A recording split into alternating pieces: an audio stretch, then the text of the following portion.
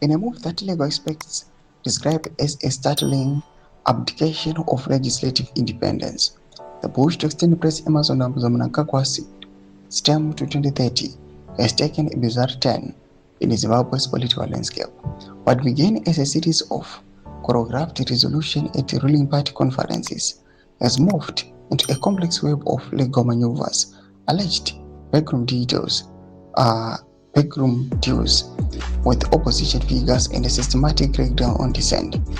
As the nation grapples with this unfolding drama, the very foundations of its constitutional democracy appear to be under siege, from a shadowy apparatus determined to ensure the incumbent remains at the helm beyond his mandated term. Zalibina Mashoko Blanyo Kapanakoya in the shadow of 2030. That was subscribe or like out on the bell icon. The latest twist involves an unexpected alignment between the ruling ZANU-PF and a faction on the opposition led by self-imposed CCC Secretary General CHABANGU. This development is left many observers questioning the authenticity of the opposition's stance. CHABANGU was the core of elected opposition representatives. It is ZANU-PF a two-thirds majority in parliament, has now openly floated the idea of political arrangement that could facilitate mnangagwa's stay. A spokesperson for this faction, identified as Malilo, recently stated that postponing the elections to 2030 will help reset the country towards a path of economic recovery.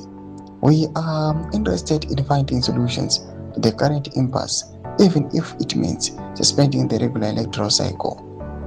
This bizarre turn is not merely about political rhetoric, it is backed by a series of legislative and legal steps that have moved with alarming speed. In February 2026, the Zimbabwean cabinet officially approved a bill to amend the constitution, specifically targeted the presidential term limits. Under the current constitution, adopted in 2018, a president is limited to 2 5-year terms. Furthermore, Section 328(7) explicitly states that any amendment to a term limit provision cannot benefit the person who held the office at the time the amendment was made.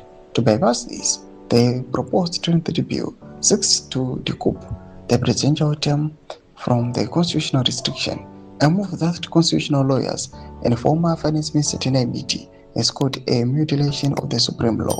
Doma developments are popangwa in a comment section. Minutes of more aim to subscribe or like on the bell icon.